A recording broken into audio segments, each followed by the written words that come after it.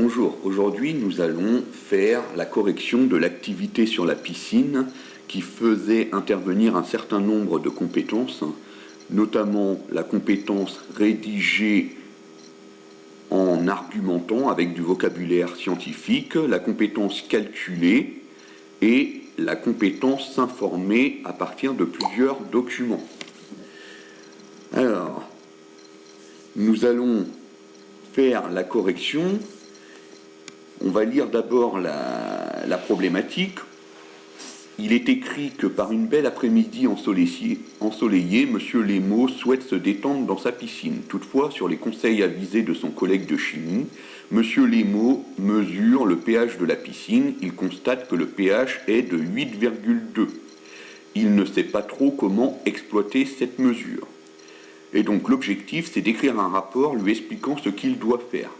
Attention à la précision et la clarté des explications, tous les calculs devront être rigoureusement présentés. Donc, la première information qu'on lit ici, c'est cette information, le pH est de 8,2. Donc, il faut aller voir dans les documents si cette valeur de pH est une bonne valeur. Et donc, si on descend et l'on regarde le document numéro 3, on s'aperçoit qu'il est écrit qu'ici, le pH de l'eau d'une piscine doit être continuellement contrôlé et la valeur idéale du pH se situe entre 7,2 et 7,6. Donc là, on s'aperçoit que le pH de la piscine de M. Lesmeau est trop élevé, alors qu'il faut qu'elle soit entre 7,2 et 7,6. Donc nous, ce que l'on va faire, c'est qu'on va essayer d'amener le pH de la piscine de M. Lesmeau à 7,4. Et alors il est écrit tout en bas pourquoi il faut que le pH d'une piscine soit bien équilibré, parce que si le pH est trop élevé ou trop faible, trop basique ou trop acide, eh ben, il peut y avoir l'apparition d'algues, des irritations de la peau, la corrosion, la clarté de l'eau, du calcaire qui se forme dans votre piscine, et ainsi de suite. Donc on s'aperçoit que ça peut causer quelques problèmes si le pH n'est pas équilibré autour de 7,4. Donc on va commencer à écrire le rapport de M. Lesmeau. Donc on va commencer comme ça. Monsieur Lesmeau, je vous adresse ce message pour vous dire ce que vous devez faire.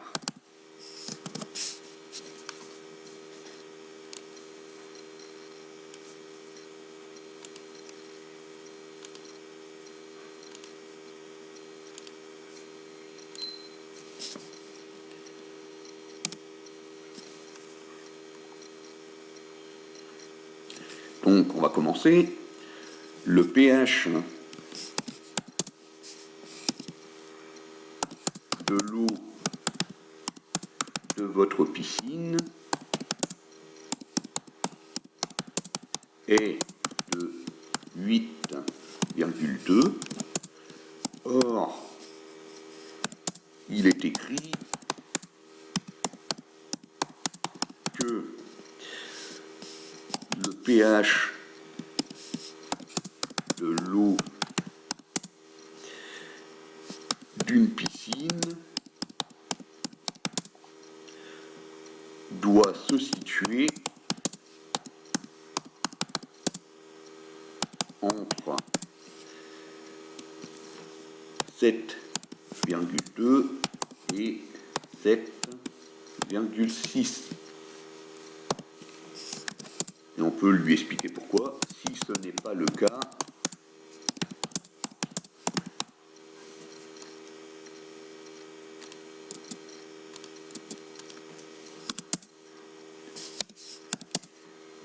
des problèmes peuvent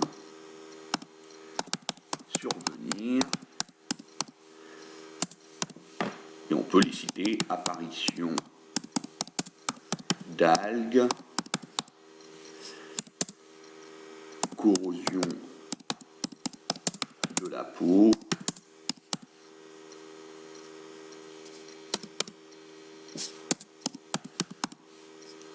et il y en a d'autres, on ne va pas tous les citer. Donc, vous devez baisser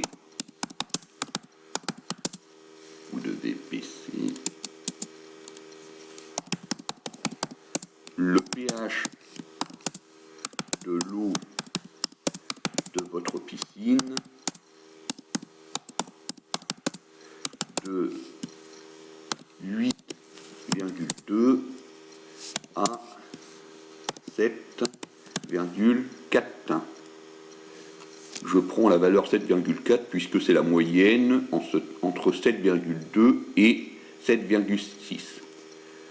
Alors, il est indiqué dans le document qu'il y a deux types de produits disponibles. Un produit appelé pH-, dont le rôle est de diminuer le pH, et un produit appelé pH+, dont le rôle est d'augmenter le pH. Donc, dans notre cas, nous, on va utiliser du pH- pour diminuer le pH de l'eau de la piscine. Donc là, on poursuit, on écrit. Donc, vous devez baisser le pH de l'eau de votre piscine de 8,2 à 7,4 en utilisant du produit pH-. Maintenant, il va falloir calculer la quantité de produit pH- que l'on doit utiliser pour aboutir à la valeur 7,4. Donc pour cela, on regarde le document numéro 4 et il est indiqué dans ce tableau la quantité de produit que l'on doit utiliser. Donc nous, on part d'une valeur 8,2, on doit arriver à une valeur 7,4, c'est le pH souhaité. Donc il est indiqué ici que nous devons utiliser 22 grammes de pH- par mètre cube. Vous voyez ici, l'unité, c'est 22 grammes par mètre cube. Donc pour baisser le pH de la piscine de 8,2 à 7,4, on doit utiliser 22 grammes par mètre cube de produit pH-. Donc on écrit ça. D'après le tableau, pour diminuer le pH de 8,2 à 7,4, nous devons utiliser 22 grammes par mètre cube, 22 grammes par mètre cube de produit pH-.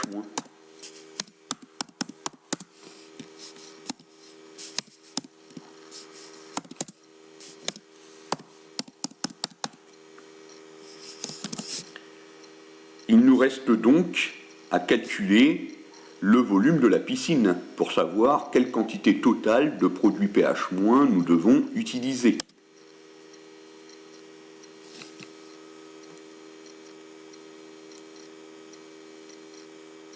Donc là, on va écrire pour connaître la quantité totale de produits à utiliser, nous devons calculer le volume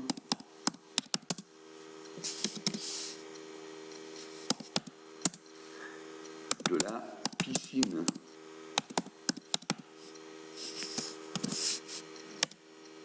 Donc il est écrit dans le document que la piscine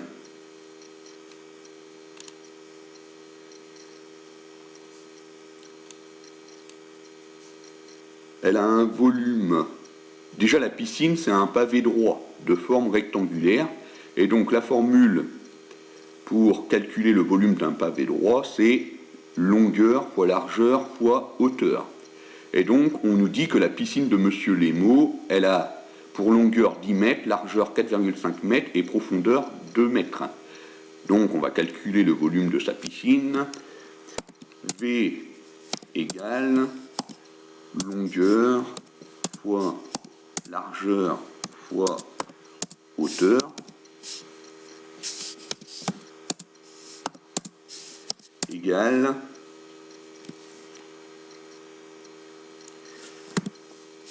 10 fois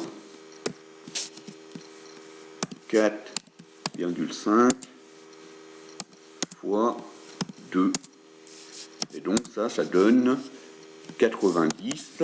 Et alors pour l'unité, c'est assez simple, hein, on multiplie des mètres par des mètres par des mètres. Donc l'unité, c'est 90 mètres cubes.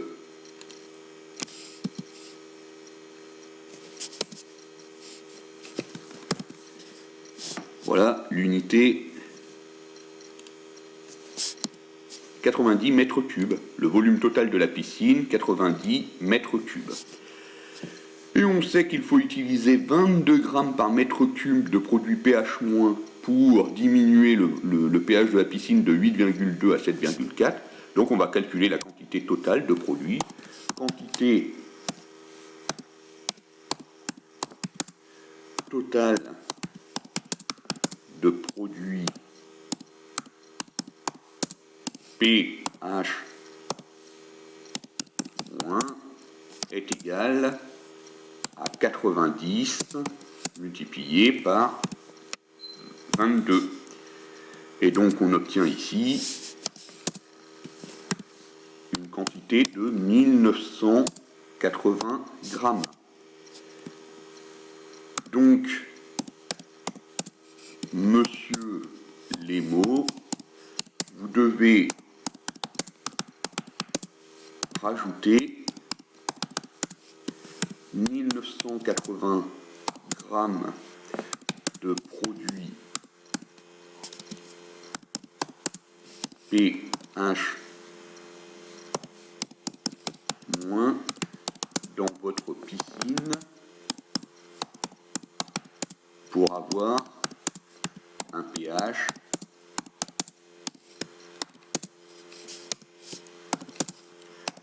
bien équilibré.